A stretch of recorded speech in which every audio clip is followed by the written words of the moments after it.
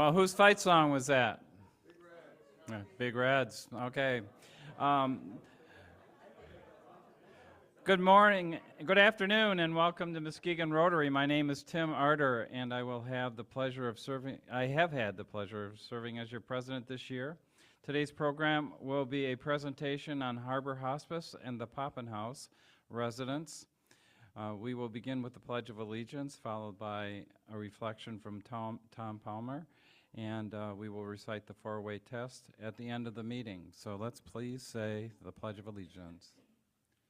I pledge allegiance to the flag of the United States of America and to the republic for which it stands, one nation, under God, indivisible, with liberty and justice for all.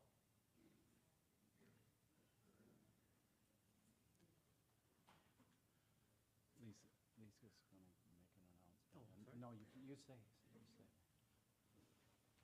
I am not Tom Palmer. I am Lisa Tyler. I will be your president in a couple of years. But in the meantime, before we do the reflection, I just want to ask everybody to keep Christine Robert in your thoughts and prayers. She has had a medical situation happening this week, and I thought, well, we don't know details, nor will we go into any, even if we knew them. We just want you to keep her in your thoughts and prayers as we prepare for our reflection from Tom. Good afternoon, Rotarians. This has been an interesting week. With a holiday weekend, it seems like we still do 5 days worth of work in 4 days. But Monday we started out with Memorial Day, remembering our war dead, and there was a price paid for our freedom. And in thinking about the reflection all week, and more than that, I'm thinking, okay, what is going to resonate with us? And I'm not trying to lift myself up, I'm just saying we need to think about these things. We need to think about the cost that was paid for our freedom. I see it at work, I see it everywhere. People's attitude is not the best anymore. They're in a hurry, they're stressed, their life's chaotic, and often it comes back in ways that we don't understand. It's like, well, are you okay? And you just see that over and over again. On Facebook, a friend of mine did a post, and it was a scripture in Matthew 25, and it's the parable of the sheep and the goats. And the attitude there is, the small things we do make a big difference. I was thirsty, you gave me a drink. I was hungry, you fed me. I was in prison, you visited me. And the phrase, high tide raises all ships, you and I can do that locally. Rotary does a lot of really big things, but we can do that locally. We can do that in our world. We do it here, because right now we're all up, we're all happy to see each other. But we leave here, we enter a mission field where we can help others with a little kindness, with a little consideration. And that will make a difference in Muskegon as much as the big stuff we do. We just won't see it, but we can do it. So I challenge you is lift your tide a little bit to those around you. And the nice thing is it always comes back to you. Thanks.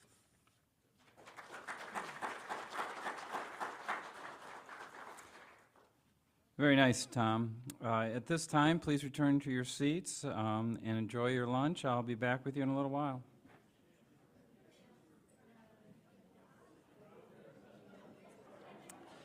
At this time, would members with guests please come forward for the introduction of guests, please?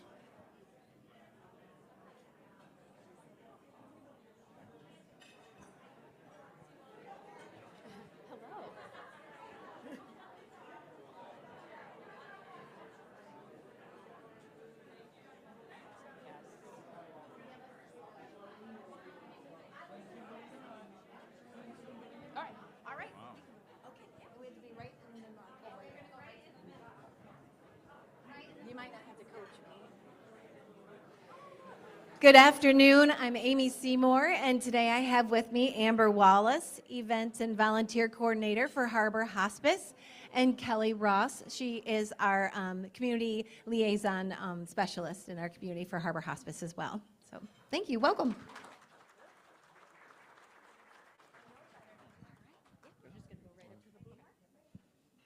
Better make sure I hit my mark. Hello, Jason Pisecki. I have Danielle Webb, Cindy Houston, Amber Vleestra here from Revel. They're part of the team that works with Harbor Hospice, and when I said what the program was today, they wanted to make this their first ever Rotary meeting. So Well,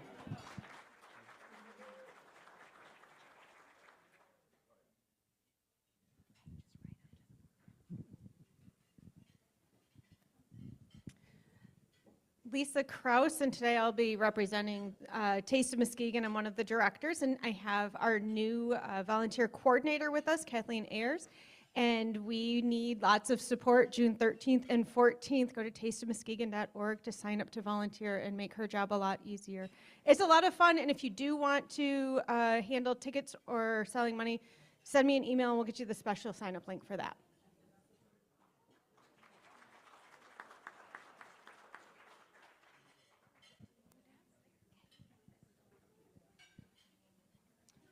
All right, good afternoon. I'm Michelle Gravlin, and I brought with me today Patty Breen. She is the mission leader for Trinity Health Muskegon, Shelby, and Grand Haven.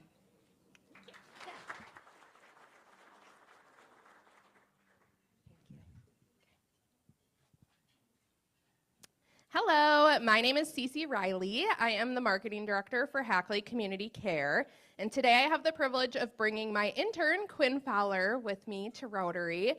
Quinn just graduated from Michigan State University with his bachelor's in health communications, and at the end of the summer, when he's done interning with us, he will be out there looking for a job in marketing or healthcare sales. So if you're looking for someone, he's been very awesome.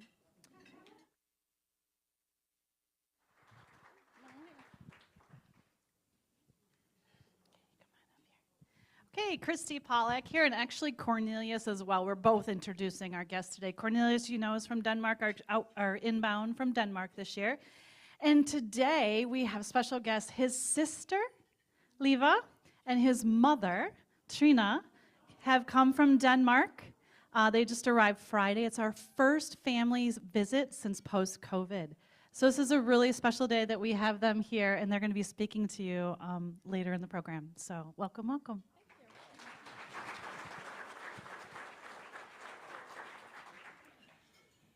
If you're looking for student guests, we don't have any today because they're off for the summer, so you'll be seeing them next fall. At this time, we'll turn the podium over to Roger Morgenstern to introduce today's program.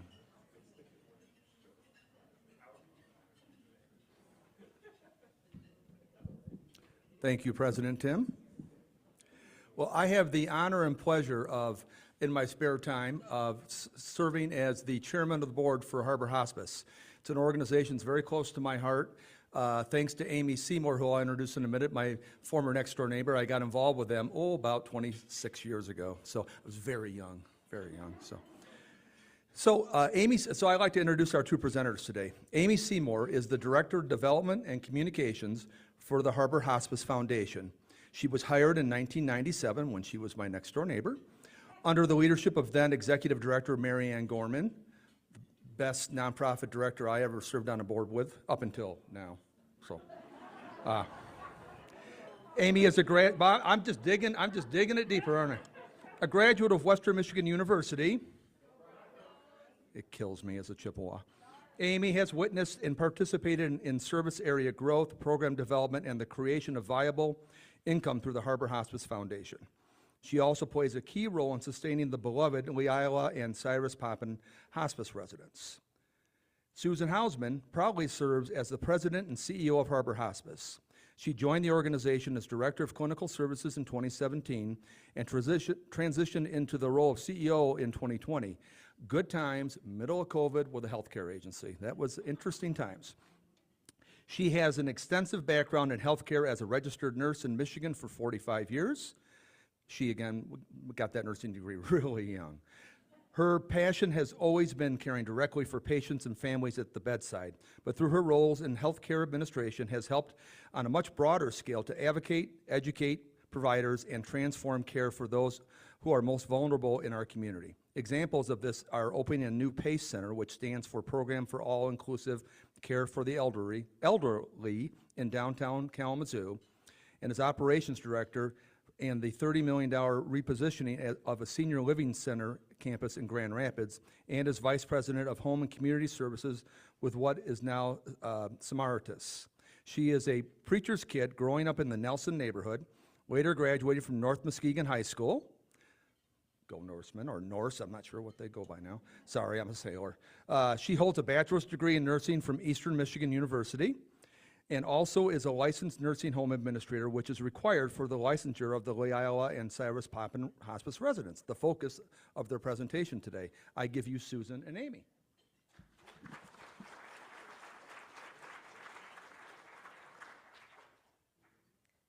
Thank you, Roger.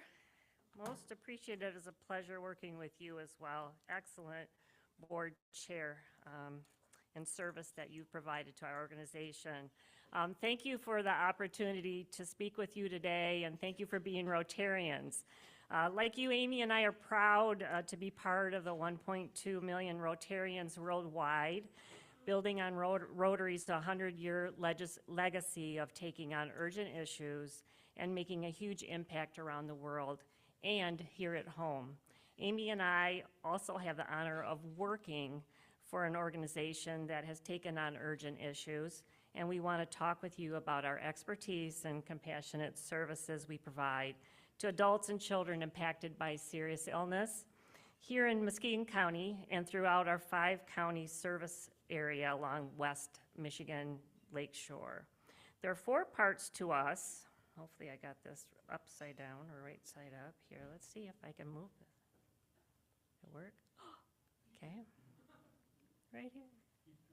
I'm going. Oh. Here we go.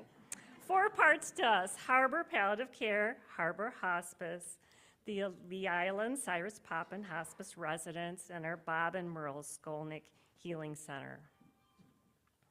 Our Harbor Palliative Care team works with individuals who are navigating long-term illness, serious illness, to improve their quality of life. By tackling issues such as pain, nausea, fatigue, for example, caused by a medical condition, treatments, or procedures, our team makes it possible to resume enjoying the people they care about and the things they like to do. Our Harbor Hospice team provides care, comfort, and peace of mind for patients facing a life expectancy of 6 months or less for the families and for the families who surround them wherever they call home. When being at home is not an option, our Poppin Hospice residence serves as a welcoming home away from home for patients ready for hospice care, offering 24-hour care and support by registered nurses. The professional counselors with our Skolnick Healing Center help children and adults navigating their grief. All of our grief counseling, whether individual or in groups, is free and open to anyone in the community, not just those who have had a person in hospice with us. In fact, nearly half the people who come to us for counseling lost their loved ones suddenly, often shockingly, to something such as like a massive heart attack, an accident, suicide, or drug overdose. We believe that no one should face any of these challenges alone. We meet people where they are, and we walk alongside them, help them find a path that works for each individual. From the beginning, that's been our mission. For each of us, it's a calling at Harbor Hospice. Working amid so much human pain, I get asked this a lot: how can you work in that environment? You might envision that our days are filled with sadness or it's depressing, but it's just the opposite to me. They are filled in many ways with joy and such rewarding work because we know the difference that we make in with every person and every day for those in our care. With deepest admiration, we honor the loving families we meet and lives well loved, the peaceful passings that we help make possible, and the stories and memories of those we've come to know along the way. We also celebrate our history. More than 40 years ago, we welcomed our first hospice patient into our care. We celebrate the visionary community leaders in the room today and others who have founded this organization and brought on board an interdisciplinary team with a new holistic approach to living and dying, an alternative to dying in the hospital and being at home surrounded by the ones you love. Our commitment to care for the whole person, the physical, social, psychosocial, and spiritual well-being of the lives we enter into has become our hallmark. While most of our reimbursement is from Medicare, Medicaid, or private insurance, we also make sure that no one is denied access to our programs and services based on the ability to pay. This June, we'll celebrate our 31st annual Camp Courage, which you may have heard about, our much-loved summer camp for children who have lost someone important to them in their lives. Children feel loss as deeply as adults, though they can manifest it very differently. And often the adults that they would normally go to for that support are also navigating their own loss. So children ask questions that adults don't always know how to answer. And in the absence of answers, children can begin to feel isolated and fearful, or simply very much alone with feelings they just don't understand. So for 3 days and 2 nights, Pioneer Trails on Big Blue Lake in northeast Muskegon County becomes Camp Courage. The campers enjoy swimming, games, and campfires, along with activities like story time, working side by side on craft projects designed to help them remember the person they loved and lost. Besides having a lot of fun, just being kids, the campers have honest discussions about dying and death. No question is off limits, and boy, we get some doozies. They share their feelings with other campers and with the counselors who are skilled at listening and supporting. Bob Harder, one of our volunteers, clears his calendar for 3 days each summer to volunteer at Camp Courage, as Roger did as well. Bob talks about fear and confusion he often sees in the eyes of campers on opening day. They've lost someone they loved, they don't know how to talk about it, and they don't know how to carry the weight of it. And each year, Bob watches the healing unfold. Last summer, he met Charlie, who was not yet 7. Charlie's mother, Christina, was worried about him going to Camp Courage because it was the first time that he would have been away from his family. But she was more concerned about his grief over losing his father. Charlie thought that losing his dad was something that had never happened to anyone else. Don't we all feel that way sometimes? And Christina said he had a lot of why questions. When she picked up Charlie 3 days later, he was a much happier guy. Going to camp gave him a different perspective. He knew he wasn't alone, and he said he wanted to go to Camp Courage again after all, so you can come back the next year if you want to. We don't want any child to miss out on attending Camp Courage because of financial issues, so we charge only an application fee of $10, which is waived if needed. Through grants and community support, we raise the actual cost per child, which is just about $700 to go to camp. This year, we anticipate welcoming about 45 children from age 6 to 14.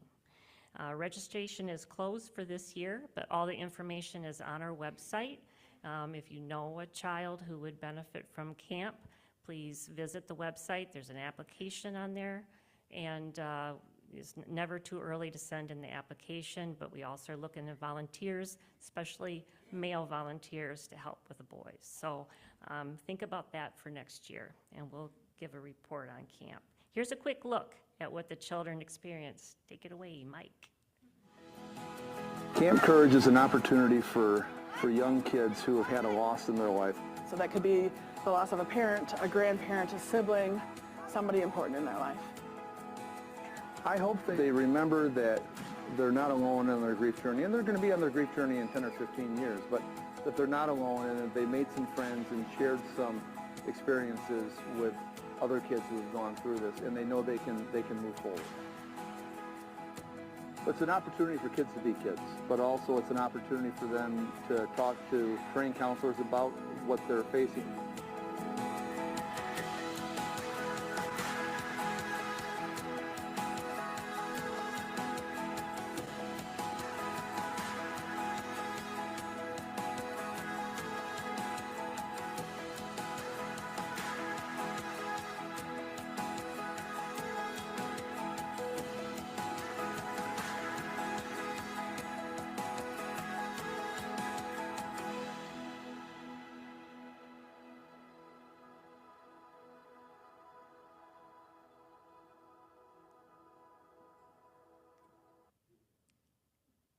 Great. Thank you, Sue. So I'm Amy Seymour, and I have the privilege of serving as the Development and the Communications Director for Harbor Hospice and Harbor Hospice Foundation. Been there a little while, for 28 years. So yeah, I definitely have grown up with the mission and appreciate what it does for our community and for those that we hold so dear. But this year is a special year for Harbor Hospice. We are celebrating the 20th anniversary of the Leila and Cyrus Poppin Hospice residents. This celebration comes with an abundance of gratitude because the Poppin was truly built for the community, by the community. While our home-based hospice program has always been the heart of our care, the Poppin welcomes patients for whom home is not an option. For example, many of our hospice patients move to the Poppin because their care is too complex for their families to manage at home. Many of you knew Sherman Poppin. I'd like you to hear his sister Leila tell the story of the conversation they had when we first talked about building a hospice residence in Muskegon County and why it is named for Sherm and Leila's mother and father. My name is Leila Poppin Reynolds. I'm a Muskegonite, born and bred, but I have lived for 60 years in Houston, Texas. 40 of those years I have served as a volunteer for a hospice there, first as the volunteer, then on staff, and finally as a consultant. And I want to tell all you Michiganders that one of my last jobs in this partnership was the Beaumont Hospice in Troy, Michigan. Well, I've been asked to speak about hospice. What a tough subject. And I kept thinking, I need a simple analogy to talk about hospice. So I was standing at the window of my family home on Beach Street out at Pierre Marquette Park, and I noticed that the city had already taken up the life-saving stations. Now they consist of a buoy and a bunch of lines. But there was my analogy. In 1987, my lifeline was Harbor Hospice when my mother was dying of cancer. I came to Muskegon for 7 months. In 1983, my brother Sherman Poppin needed a lifeline as well in the death of his wife, Nancy Poppin, who was my beloved, beloved sister-in-law. So we were given a chance to be lifelines ourselves. We received a letter from Mary Ann Gorman, who was the executive director of the hospice at that time, talking about something that was going to be a residence. Now, both Sherm and I knew what hospice was, but Sherm didn't know what a residence was, and he called me and he said, "What is it? What do they do?" And I described that to him, and he said, "Wouldn't it be just great if we could be a lifeline to the very hospice who served us so beautifully?" And you don't just get one lifeline, you get a whole handful through the skills of the physician, the nurse, a home health aide, social worker, chaplain, volunteer, and a whole lot of minor lifelines along the way, especially as you go through such a rough time. And so what I want to say to you is, if you are ever out at the Ovals, and I know you will be next summer, look for those stations up and down the beach and say to yourself, I could be a lifeline. I could be a lifeline through my skills, through my funding, through my telling other people about hospice. Sherm wanted to name the hospice for our parents, who were beautiful examples of community service. So what a gift to us to not only be able to thank the very hospice that was so dear to us and to honor our parents. Thank you for listening to this little analogy. I will be forever grateful to Harbor Hospice. Thank you.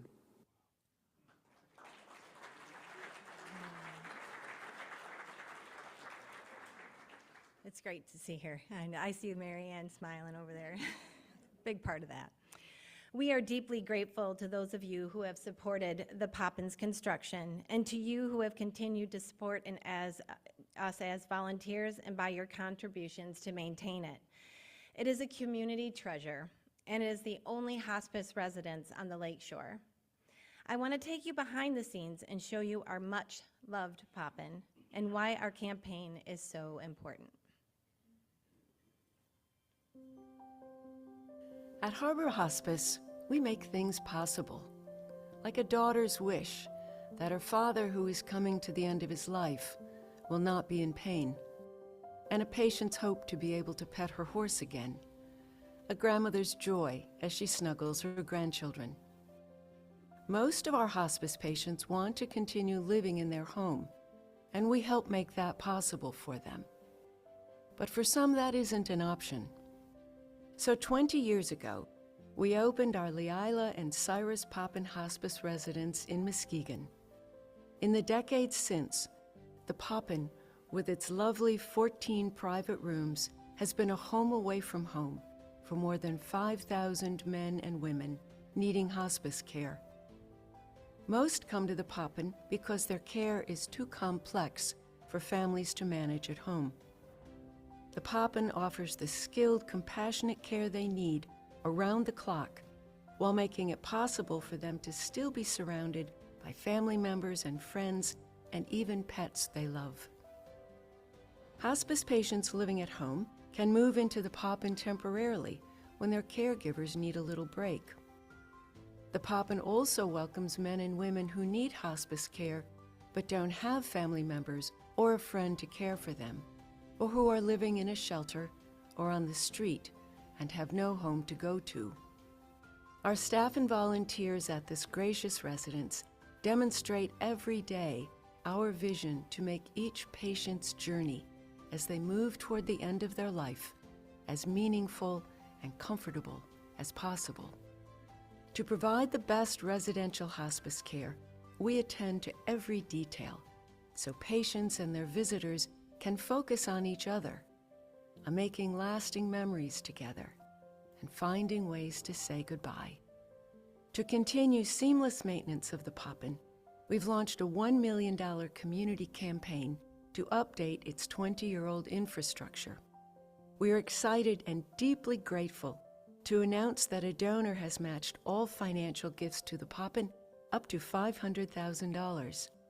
That means the impact of each gift will be doubled. Have you ever noticed how a family recipe can bring out smiles, and how the scent of familiar food can help a lagging appetite? Food is a link to comfort. That's why members of our specially trained dietary team at the Poppin learn what appeals to each resident and offer them custom-made meals and snacks around the clock. To support this meaningful part of our patients' care, this campaign will cover the purchase of new commercial-grade kitchen equipment, including a dishwasher, a freezer, and a refrigerator. Few things can relax a person like a warm bath. It eases aches, promotes a feeling of calm, and improves sleep. This campaign will support the purchase of a specialized accessible tub that makes it possible for our patients with limited mobility to have a comforting bath. Your gift to the Poppin could also help purchase electrically adjustable bed frames that accommodate the unique physical needs of each of our patients. And just as we do with our present beds, the new frames will continue to make it possible for us to roll our patients outside on warm days, so even a patient who is unable to leave their bed can enjoy the sunshine and the sound of birds in our adjacent woods. The Poppin will soon need a new roof over every inch of its 12,000 square feet, and we will renew the grounds, walkways, and landscaping. To continue to maintain indoor comfort, sufficient hot water during peak use, and uninterrupted electrical power, we will need to purchase new central air conditioning equipment, a hot water holding tank, and a new generator. The Poppin is the only residential hospice home in our 5-county region. It was built by the community, for the community, to be a trusted and essential resource for your neighbors, your co-workers, family members, and friends, those we love and those we don't know yet, on their final journey. This campaign is a request for continued community support. Please join us in this effort. Thank you for giving a gift to the Leila and Cyrus Poppin Hospice residents so we can continue to offer hospice patients their best home away from home.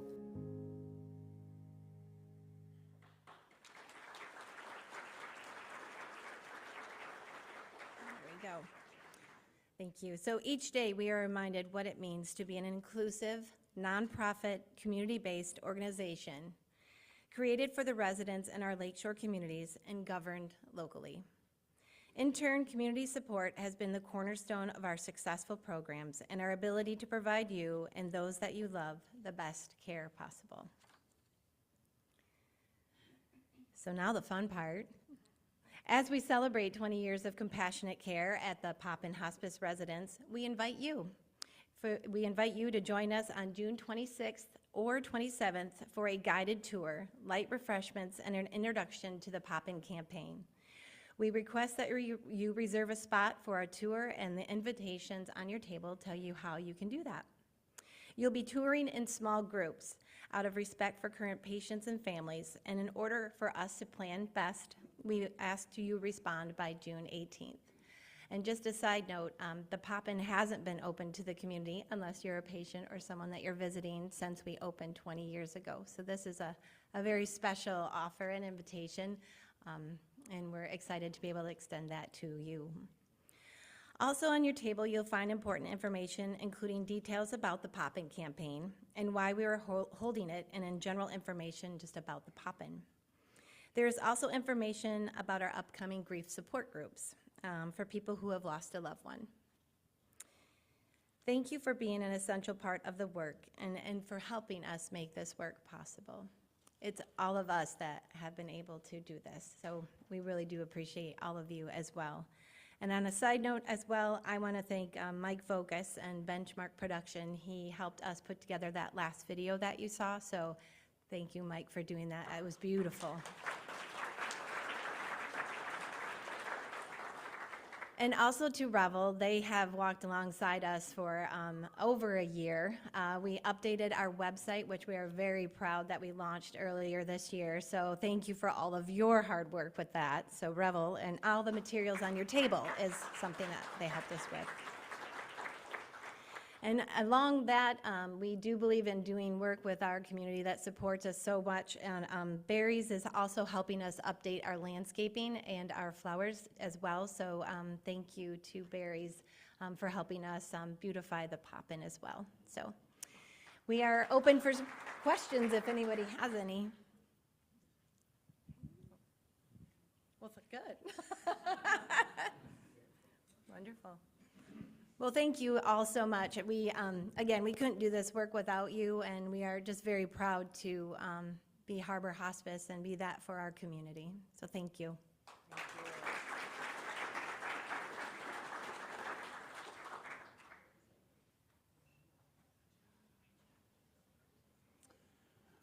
Well, we're in for a little bit of a treat here this afternoon. We have a guest who came all the way from Denmark to give you the insights on being a Rotary International Exchange student. I'll call forward Christy Pollock.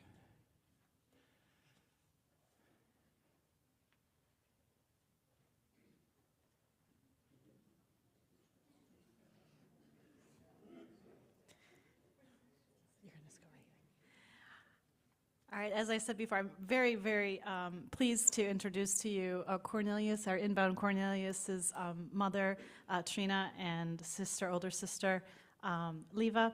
They were both Rotary Exchange students themselves, so it runs in the family. So I'll let them tell you their stories. Well, first of all, thank you very much for giving us this opportunity to talk to you. Yeah, I was an exchange student back in 92, 93 in Australia, Melbourne. The exchange has never run in our families. I was the first one to do it. And I think from actually living 3 years in Greenland when I was a child made me want to explore more of the world. So I did the exchange. And it was such a fantastic year I had down under, and I met great families, great friends that has been has made lifelong friendships during the exchange. We've had many visitors from Australia, and I've been there to visit myself. Even brought Leva when she was 6 months old. I don't remember that.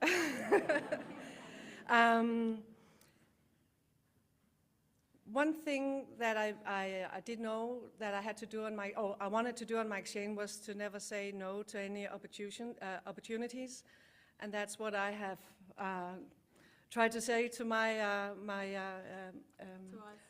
my daughter and son when they went on exchange. Never say no to any opportunities. You will gain so much back if you don't, or if you do, I mean.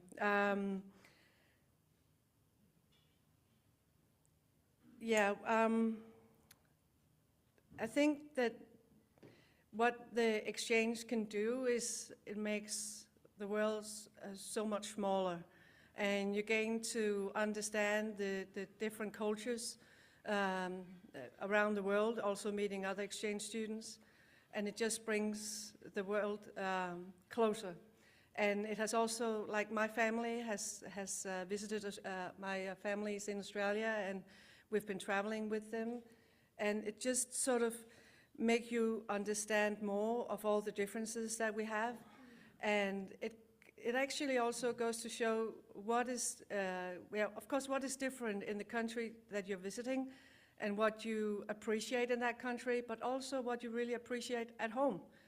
And that's something you don't think about if you just stay in your natural surroundings, all your life. You don't have anything to compare with. And that's made a real difference. Yet it all just comes more back together. So, yeah. I want to say that I think my mom was my biggest inspiration to become an exchange student as well. All her stories and how she's always talked about her having a big family around the world was so inspiring. So for me, I don't even remember when I started talking about I wanted to experience the world, I want to travel. And I don't know, I've always been so thankful for you, for trying to make us understand how great it is. And I mean, I don't know, I feel like I have a family all around the world now, and I couldn't be more happy about that. That's what Rotary does. It brings people together. Even here, we have so much in common because we're all a part of the same thing. And I think that is one of the greatest thing I ever experienced. Yeah. It has just always made me so proud that my kids wanted to do the exchange as well, because it has to be their wish to go, not mine. And we went to visit, Cornelius and I went to visit Leva when she was an exchange student. My hope was that he would open his eyes to what exchange was, because he really didn't have any idea. And he did. Oh, and yeah. now he's here with you guys. It worked. Yeah. Yeah, it worked. So I think one of the problems we see in Denmark, I don't know about here, is that not so many young people go on exchange anymore. They really don't know much about the program. And I think it's because it's not marketed enough. So that's quite unfortunate. Like in our Rotary Club, not many students apply. So I think that's just such a shame, because we really need right now is for the whole world to come together and understand our differences and our cultures. Especially right now, I think. Especially right now, yeah. So we're just grateful. Thank you, and thank you for hosting Cornelius.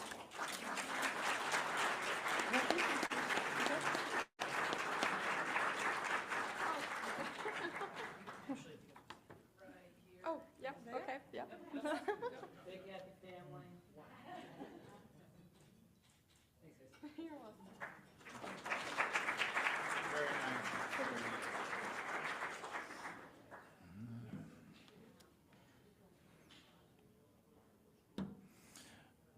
At this time, we're going to move on to the birthday slide. 4 people. I know we have at least one here today. Danita Kidd, Jeffrey Fortenbacher, Karen Bury, and Jason Piasecki. At this time, let's give them a big round of happy birthday. Happy birthday to you. Happy birthday, happy birthday. Happy birthday to you. And thank you, Jason. I got ahead of my announcement that we encourage people to come forward with their $10 for on their birthday or sometime close to that. We also received one earlier today. I won't disclose the person had a birthday a while back and remembered to come forward with a $10. So as you know, this money goes to our Caring Connection, which helps benefit our fellow members in times of challenges and troubles. So you can use the envelopes, which are up front, or use the QR code that appears in our rim. At this, now we will move on to the spotlight video for our Rotarians in Action. This afternoon, we will be featuring Don Crandall and the benefits of our participation in international service and events by this club. I'm Don Crandall, a retired surgeon. Been involved with Rotary since 2004, I think, and president about 12 or 13 years ago. I've been in places where we've gone in as Rotary, and you see women waiting all day long in line to get some water from a spring that serves as their drinking water, their cooking water, where they do their laundry and where they wash themselves, all coming from the same site. Disease running wild in the community. You develop a Rotary project that goes in and caps the spring, creates a holding tank so they have a water supply and a distribution center so the women step outside their home and turn on a faucet and get pure water. And you go back 2 years, 3 years later, and you see now they're growing vegetables commercially because they have a water source. The town is growing. The kids are living, they're not dying of diseases, and they're adding additions to the schools to accommodate the growth. And you see that change, and it just, it makes you know that you are where you should be and enjoy it. And the experiences go on. We have new members that go off to put in a library, and they come back changed, and it becomes educating the young people of Honduras becomes their primary objective. So plan as you go forward to a trip to a Rotary International meeting and participate in a World Community Service trip once in your lifetime. It'll change your life. In the meantime, while you're making plans for that, you can continue to support Rotary International by giving to the foundation and supporting those international projects that our club and HOP, now WEHOP, are doing on a regular basis.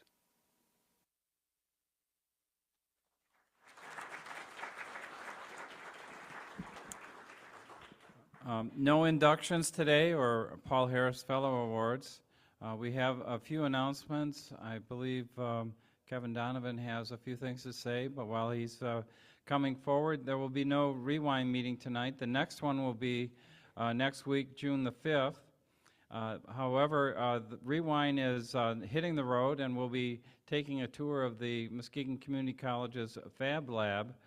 Please plan to arrive at the Fab Lab, which is on 388 West Clay Avenue at 5:15, and you can see the doors facing Hackley Park to go in there.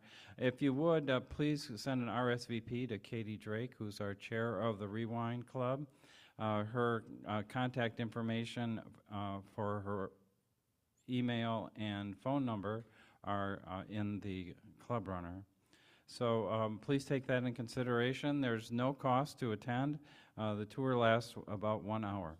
So, Susan.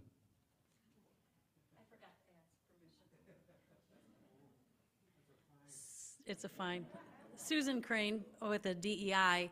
We are supporting Pride June 7th as a club, and we are going to march with our Love Lives Here signs and Rotary garb.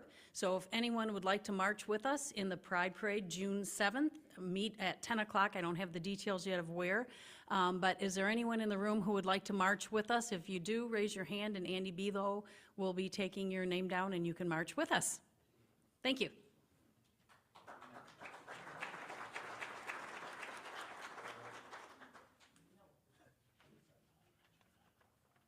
Hi there. They're all scared, Mike. Mike.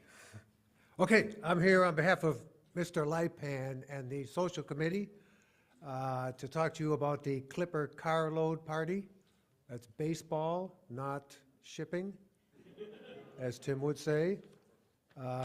So everybody, Rotarians, Interact, Rotaract, excuse me, and their family and friends, Rotary social event at the Clippers Summer Collegiate Baseball game. I believe it's the opener at historic Marsh Field, 1800 Peck Street, corner of Laketon and Peck, for those who don't know. I assume most of you do know. Tuesday, June 10th, gates open at 5:30. Keep it up, Morgenstern. Gates open at 5:30. First pitch is at 6:35. The rain date is Friday the 13th. Let's hope it doesn't rain. What you will get is admission for everyone in your car. So bring a bunch of people for $15 or $7 per single admission. So $15 for a carload. Free Marsh Field meal, which is a hot dog and a bag of chips, a free soft drink or adult beverage, VIP seating, which I think is new and improved as far as I know, so there's lots of room, games and giveaways, in-game recognition, loads of fun. Just sign in your guests at the main gate ticket table at the field. You will be given tickets for your meal and beverages once you're inside the stadium. There'll be a quiz next week to make sure you all got it. But show up, please. This is typically our biggest social event of the year, so we'll appreciate seeing everybody there. Have a good time. Thank you.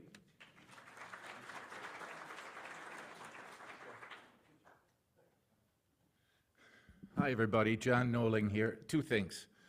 Microforest is looking really good this spring, and we need volunteers on Mondays from 8:30 in the morning till 10:30 to help with weeding, especially the next 2 Mondays, because a lot of interactors from our various clubs are getting organized as we speak to pitch in.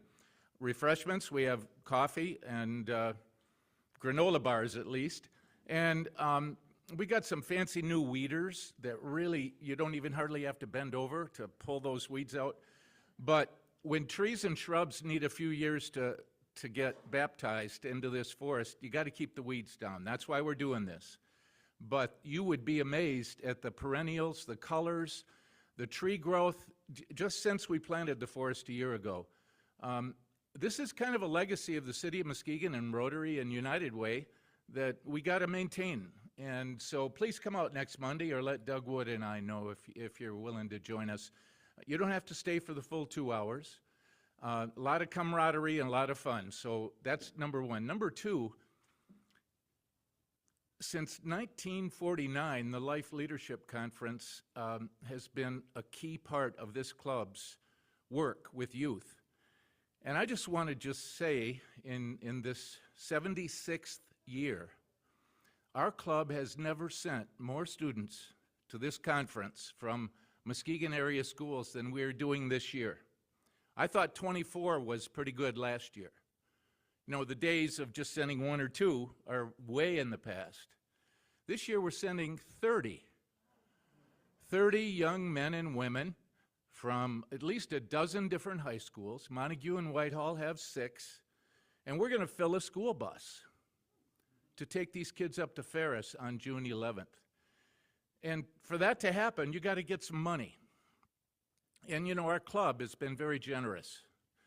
But the man you're looking at here, Tim Arter, and his connections in this town through foundations have helped to make it possible to send at least 9 or 10 additional students this year from Muskegon Rotary. Not only Tim's work, but some of the high schools were not satisfied that Rotary would only sponsor one student because, you know, we have a budget. Some schools have agreed to fund an additional student out of their own monies. I don't know where they get them from. And at least 3 of our Interact clubs have pitched in some of their own treasury to sponsor additional students. What does that tell you? We have shoulders together, and 30 of our finest youth are going to come back enriched, invigorated, and we're going to be around, we hope, to see them do good at their high schools next year, in their Interact clubs, in their National Honor Societies, on their sports teams. But Muskegon Rotary has been pivotal in making this happen.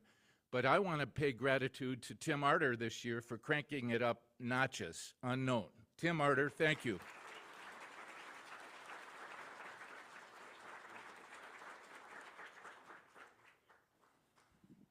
You're very kind, John. One more announcement that we have is there will be a new member Coffee Connect coming up on June 17th. These are great events. You should consider it. You do not have to be a new member in order to attend. In fact, it's nice to have some of our more experienced members attend these. So it'll be June 17th at the Muskegon Museum of History and Science. The exact times will be announced. I'm sure it'll be in the RIM and probably at next week. But I really encourage everybody to come. Certainly our new members, but again, experienced members are very welcome. So at this time, and I'm not going to forget, it's time for the raffle. And I think, yes, there's Frank.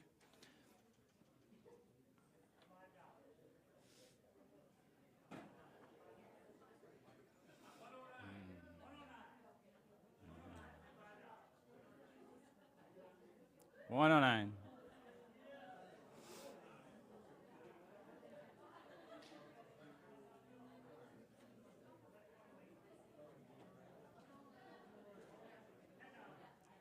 $10.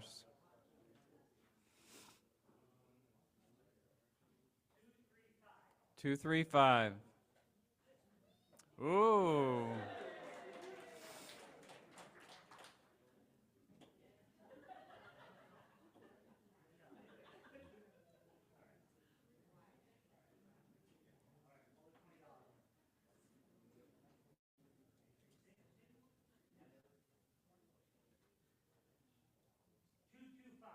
$225. Oh, no.